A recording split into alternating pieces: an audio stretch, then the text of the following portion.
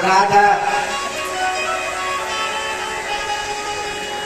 लेकिन मेरे जाने के बाद कौन संतों की सेवा करे। इसलिए भगवान ने सोचा कि इसको संतान की भूख नहीं है, इसको अपनी मेरी ही भूख है। ब्राह्मण की सेवा, संतों की सेवा तो मेरी सेवा हो। इसलिए भगवान ने सोचा ऐसी सेवा, तीनों की सेवा करने वाला ऐसा कोई नौकर ही नहीं है भैया कलयुग में। इसलिए भगवान खुद नौकर बन करके आ गए। बोली भक्तवत्सल भगवान की। ऐसे मेरे ठाकुर जी। आइएगा कथा का रुस्तान आगे बढ़ाएं। भगवान की कथा में 23 अवतार हुए। 24वां अवतार भगवान का होगा कल्कि का अवतार। नाम कल्कि होगा, संभल जिला में होगा, ब्राह्मण के घर में होगा। और भगवान का विवाह वैष्णो देवी जो जम्मू कश्मीर में है ना, वैष्णो देवी कौन कौन गए? वैष्णो देवी जो जम्मू कटरा में है, आज भी वैष्णो देवी कुआरी है, उनसे भगवान का विवाह होगा कल्कि भगवान का। और उन वैष्णो मैया का नाम होगा पद्मावती, उस कन्या का। और विवाह करने के तत्पश्चात भगवान हरिद्वार आ जाएंगे। तुम्हारे तो पड़ोस में ही है हरिद्वार, हमारे वृंदावन से तो बहुत दूर पड़ा है, लेकिन तुम्हारे तो पड़ोस नहीं है। भगवान तुम्हारे पास में आ जाएंगे हरिद्वार। क्यों? नाम जानते हो? हरि द्वार। द्वार किसे कहते हैं? घर के लिए। और हरि माने भगवान। अपने हरि के द्वार में फंसे आ जाएंगे। ऐसे है मेरे ठाकुर जी। कुछ अवतारों की कथा, क्योंकि समुद्र मंथन की कथा आती है।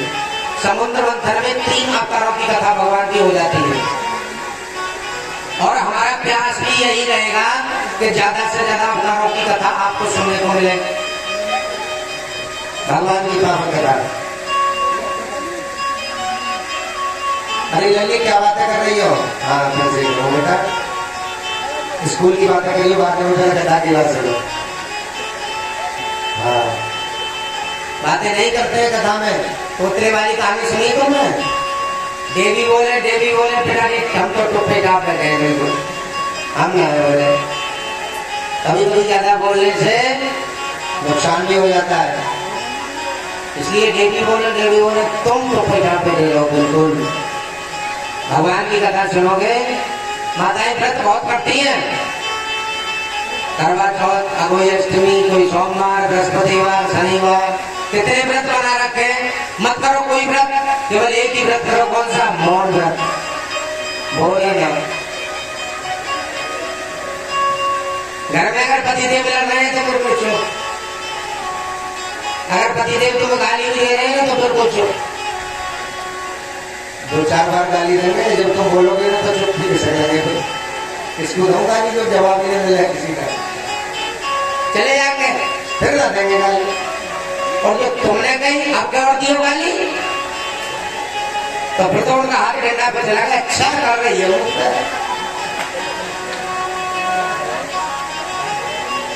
लड़ने को आ रही है, फिर हाथ डंडा पे, जब डंडा पे चला तो फिर भिड़ाई शुरू। तो कैसे बढ़ेगा प्रेम? और एक मौन व्रत की हम कितने व्रत कर रहे हैं, फिर भी डंडा खा रहे हैं, कितनी सेवा कर रहे हैं। और जो हमने मौन व्रत धारण कर लिया तो बिल्कुल शांत रहने दो, चुपचाप। कोई भी तुमसे लड़ रहा है, झगड़ रहा है, अगर तुम्हें कोई भक्त क्रोध में आ रहा है और तुम्हें लग रहा है कि हमें गालियां देगा, तो कुछ देर के लिए ऐसे करके कान बंद कर दो। भैया इतनी गाली देगा, 2-4 गाली देगा, सोचेगा यार इसको तो कोई असर नहीं पड़ रहा गाली का, छोड़ हटा। फिर कहेगा ठीक है भाई, जैसी तेरी मर्जी वैसे कर। इतना आनंद है मौन व्रत में। इसलिए चुपचाप बैठ करके भगवान की कथा को सुने। और माताओं में ये विशेष कारण है कि जब कथा सुनने आती है ना तो सबसे पहले यही बात देखता हूँ मैं भी, मेरी जेठानी कहाँ बैठी है, वहीं बैठूंगी चल के दौरानी जेठानियों के पास में। ये देखो मेरी दुश्मन कहाँ बैठी है, दुश्मन के पड़ोस में बैठोगी तो दुश्मन भी चुप और तुम भी चुप, बातें ना होंगी। जब बातें ना होंगी तो कितनी गहरी बात चल रही है उन्हें देखो। देखो कथा को छोड़ करके बड़ी गहरी बात चल रही है, और बात गहरी कुछ ना है, बात गहरी इतनी होगी गहरी, अब पता लगती है कि सास नंद भावन की बात, कोई काम की बात नहीं होगी, ये सब है। आइएगा समुद्र मंथन की कथा सुने। किस किस भक्त को बताया कि समुद्र मंथन कौन से युग में हुआ था? सतयुग, त्रेता युग, द्वापर युग, 3 युग आ गए। कौन कौन भक्त जानते हैं कि समुद्र मंथन कौन से युग में हुआ? जो त्रेता युग में बता रहे हो हाथ ऊपर खड़े करें, जो कहते हैं त्रेता युग में हुआ था, और जो कहते हैं कि सतयुग में हुआ था वो हाथ खड़े करेंगे। अरे तुम क्यों ना करें, झूठे सच्चे को कैसे करो, पता हो तो भी ना पता हो तो भी हाथ खड़े करो। देखिए नहीं पता तो हम बता रहे हैं, समुद्र मंथन सतयुग में हुआ था। अभी कथा में सुना था कि भगवान का अवतार जो होता है मानव कल्याण के लिए। एक समय देवता और दैत्य, दैत्य जानते हैं किसको कहते हैं? राक्षसों को। राक्षसों में दैत्यों के जो गुरु हैं वो शुक्राचार्य है, और देवताओं के ब्राह्मणों के जो गुरु हैं वो बृहस्पति। दोनों ने भगवान की इच्छा से मन में विचार बनाया कि समुद्र मंथन किया जाए। समुद्र मंथन में क्यों सुना रहा हूं ये कथा तुम्हें? इस कथा में भगवान के 3 अवतारों की कथा आ जाएगी। तुम्हें ये भी पता चल जाएगा कि कौन सा रत्न, कौन सी चीज कहां से आई। कुछ भक्तों को नहीं पता। देवताओं ने और दैत्यों ने सलाह करके मंदराचल पर्वत पर गए, पहाड़ को उठा करके लाए और बासुकी नाग की रस्सी बनाई और समुद्र में रख दिया वो पर्वत। जब समुद्र में रख दिया तो समुद्र की तो कोई था नहीं,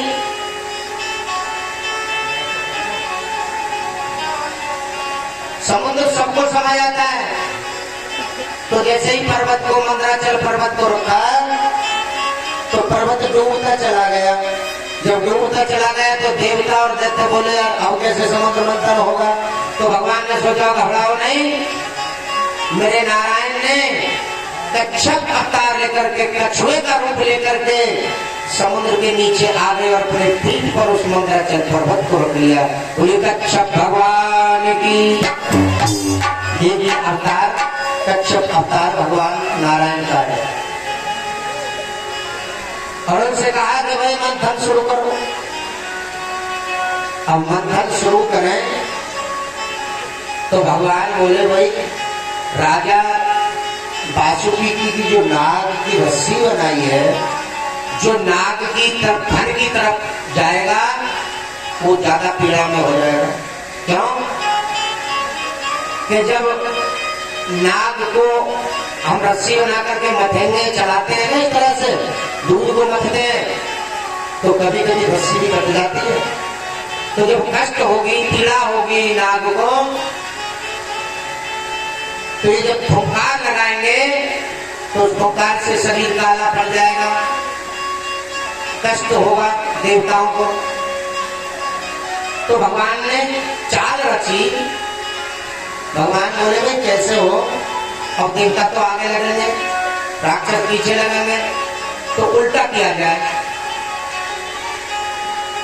तो भगवान बोले काम करो बे देवताओं, देखो तुम हो बड़े बड़े बाप के बेटा और वैसे भी बड़े हो देवताओं, तुम लगोगे फन की तरफ, और भाई राक्षस हो तुम छोटे बाप के बेटा हो, तुम लगोगे पूंछ की तरफ। लेकिन भगवान तो उल्टा करना चाह रहे थे। तो देवता बोले अच्छा ये कैसे हो जाएंगे, राक्षस बोले ये कैसे हो जाएंगे बड़े बाप के बेटा, हम भी तो बड़े बाप के बेटा हैं। प्रभु होशियारी मत दिखाओ। बोले क्या कि हम लगेंगे फन की तरफ और देवताओं को लगाओ पूंछ की तरफ। तो भगवान बोले ये तो मैं चाह रहा था, खुद ही तुमने फैसला कर लिया, यही चाह रहा था मैं। अब राक्षस बोले चलो भैया जल्दी जल्दी चलो, बड़े बाप के बेटा मोक्ष को सवाल है भैया, चलो फल पे लग जाओ।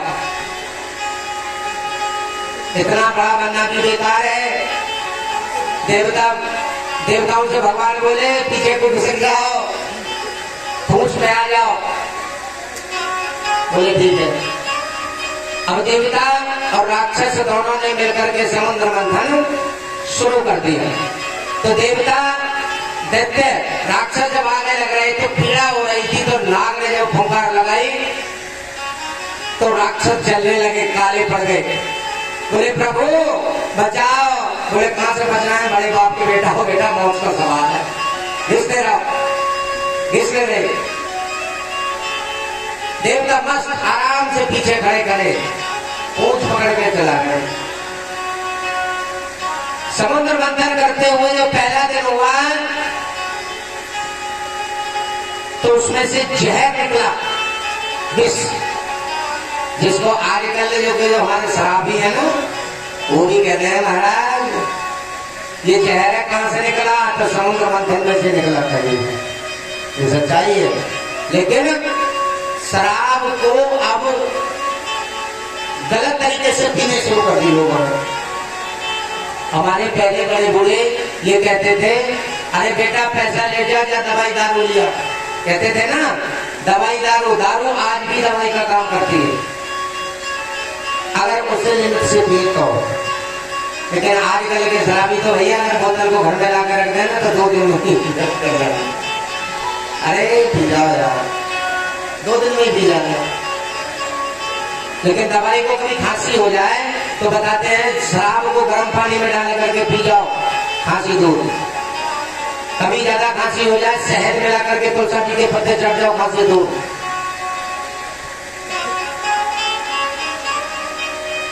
अब जब जहर निकला तो भगवान ने सोचा, देवताओं ने सोचा भाई अब क्या होगा, ये तो जहर है, जहर पी करके तो सब मर जाएंगे, क्या हो। तो एक काम करो, भोले बाबा के पास चल गए। अब देवता और दैत्य भोले बाबा के पास पहुंच गए। कहां, काशीपुर में, काशी विश्वनाथ, बनारस में पहुंच गए भगवान। 350 वर्ष बाद भगवान की जब समाधि खुली तो सभी पहुंच गए। बोले प्रभु त्रायमान त्रायमान त्रायमान, क्या होगा, हमारी रक्षा करो भगवान। समुद्र मंथन कर रहे थे, जहर आ गया। अब इसको कौन पिए, भोले बाबा बोले बड़े होशियार हो, सबसे पहले जहर निकला तो लेके मेरे पास चले आए। भोले बाबा बोले घबराओ नहीं, लाओ ये जहर हमें पिलाओ। अब भोले बाबा ने जैसे ही जहर पीना शुरू किया तो भोले बाबा ने सोचा भाई जहर तो मैं पी जाऊंगा, लेकिन मेरे हृदय में कौन बैठे हैं, हृदय में मेरे राम बैठे हैं। भोले बाबा ने कहा आते हैं वो शिवद्रोही ममदास कहावा वह नरमोई सपने नहीं बाबा। राम जी कहते हैं शिवद्रोही, भगवान शिव शंकर का द्रोही करने वाला हो और मेरा दास हो, ऐसा भक्त मुझे सपने में भी अच्छा नहीं लगता। भगवान कहते हैं मेरे हृदय में तो भोलेनाथ ने सोचा मेरे हृदय में तो राम है, इसलिए मैं इस जहर को पेट में नहीं पीऊंगा, मैं इसको कंठ में धारण करूंगा।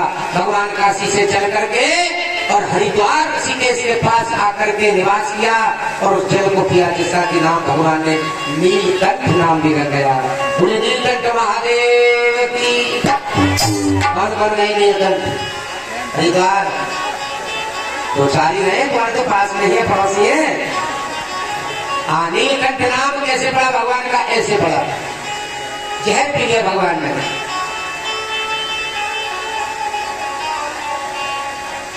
हेलो, चले बाला के काम चल रहा नीलकंठ महाराज को। हाँ, वो नीलकंठ ही चल रहा आजकल, वही काम चल रहा।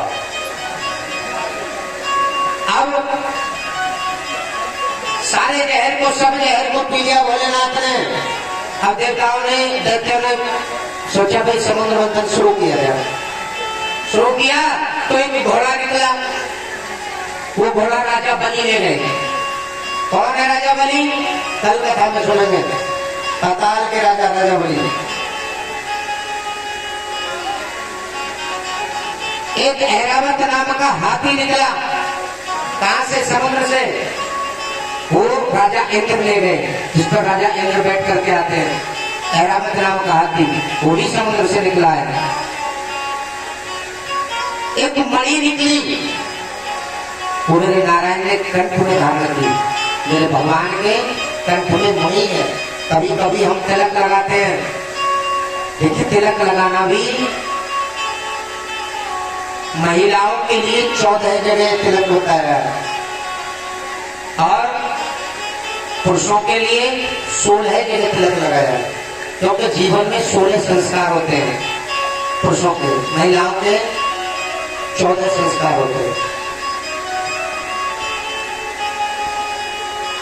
मणि को भगवान ने कंठ में धारण की, इसलिए तो कंठ में तिलक लगाते हैं कभी कभी। वो मणि का काम करती है। ब्रह्मादिक अप्सराएं निकली। वो स्वर्ग भेज दी इंद्र के पास। भगवान ने जाओ, तुम्हारा यहाँ काम नहीं है, क्योंकि अप्सराएं अब तुम यहाँ आ गई तो ये देवता और राक्षस आपस में झगड़ा करेंगे। तुम जाओ, तुम्हारा काम स्वर्ग में है। चंद्रमा निकले, ये भी समुद्र से निकले हैं। इसीलिए चंद्रमा निकले तो चंद्रमा को भोले बाबा के सर पर बिठा दिया, तुम यहां निवास करो। एक कल्प वृक्ष निकला, वो भी स्वर्ग को भेज दिया। एक कामधेनु गाय निकली, वो भी स्वर्ग को भेज दी भगवान ने, जिसका नाम कपिला गाय रखा गया। उसके बाद मां लक्ष्मी का अवतार हुआ समुद्र मंथन से। बोली लक्ष्मी मैया की। चंद्रमा को लक्ष्मी मैया का इसलिए भाई भी बताया है।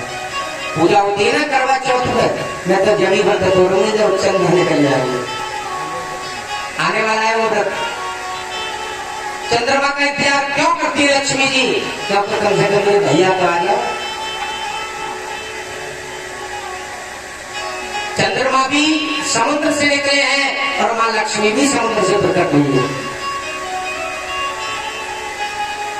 लक्ष्मी मैया प्रकट हुई और जैसे मैया लक्ष्मी प्रकट हुई, बड़ा सुंदर रूप। मां लक्ष्मी की सुंदरता का तो हम वर्णन ही नहीं कर सकते, कितना सुंदर रूप। अब जैसे ही मैया निकली, अब तो राक्षस पागल हो गए।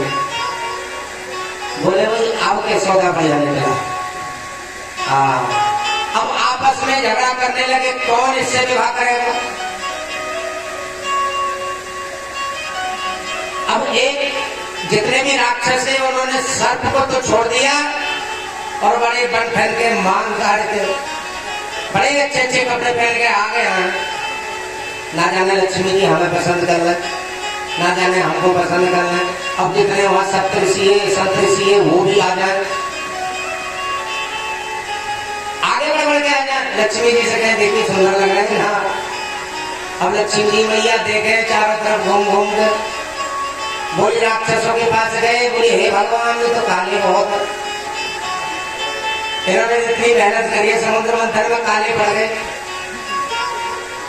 अब देवता लोग, राक्षस लोग बोले और लग जाओ बेटा फैल कर, बड़े बाप के बेटा बन जाओ, मौज को सवाल है। अब बता दीजिए काले, अब देवताओं के पास रहे, देवता भी बड़े बन ढल गए, बोले तुम्हें अपनी अपनी शक्ति पर बड़ा गुमान है, तुमसे भी विवाह नहीं करूंगी। अब लक्ष्मी मैया गई संतों के पास, संतों को देखा, बोली इनके साथ विवाह क्या करूंगी, ये तो बाबा महात्मा है, न घरे न मड़ैया, क्या करूंगी इनके साथ विवाह करूंगी। अब मैया ने सोचा कि इनको सबको मेरी जरूरत है, संतों को भी, राक्षसों को भी, देवताओं को भी, सब चाह रहे हैं कि मुझसे विवाह करें, लेकिन एक पुरुष को जो मैं देख रही हूं, जब से मैं आई हूं उस व्यक्ति ने मेरी तरफ एक बार भी देखा नहीं है। कौन थे? मेरे नारायण भगवान, विष्णु भगवान हुआ करे थे। मैया ने सोचा इस व्यक्ति ने मुझे एक बार भी नहीं देखा, इसका मतलब मेरी इसको जरूरत नहीं है। और जिसको जरूरत नहीं होती है, ये कलयुग की सच्चाई है, लक्ष्मी मैया उसके पास भाग करके जाती है। जिनके पास अरबों रुपया होता है ना, जिनके पास ये पता नहीं कितना पैसा है, तो लक्ष्मी मैया भाग भाग के जाती है उनके पास, सच्चाई है ना। और जिनको जरूरत होती है, जो रोते हैं मैया कहाँ गई यार, ना आती। मैया ने सोचा ये जो खड़े हैं ना सामने, इनको मेरी जरूरत नहीं है, एक बार भी ये ना देख रहे कितनी सुंदर लग रही है। मैया ने सोचा कि इससे बढ़िया पति तुझे नहीं मिलेगा, क्योंकि इसको मेरी कदर है। इसने नहीं देखा, सब देख रहे हैं, इसीलिए भगवान एक माला लेकर के मेरी लक्ष्मी मैया आई और मेरे नारायण के गले में वो माला पहना दी। बोली लक्ष्मी नारायण भगवान की मंगलम, भगवान विष्णु मंगलम गरुड़ध्वजा मंगलम पुंडरीकाक्षाय मंगलाय तनो हरे। बोली लक्ष्मी नारायण भगवान की। आज मेरे ठाकुर जी का, मेरे भगवान नारायण का विवाह हुआ लक्ष्मी मैया के सामने। अब सबको पता चल गया लक्ष्मी मैया किसकी पुत्री है, किसकी है, जरा जोर से बताओ। चुप रहते हैं, वो कह रही है जगपाल की। अरे तुमने सुना तो, कहां से आई? समुद्र से, समुद्र की पुत्री है लक्ष्मी मैया।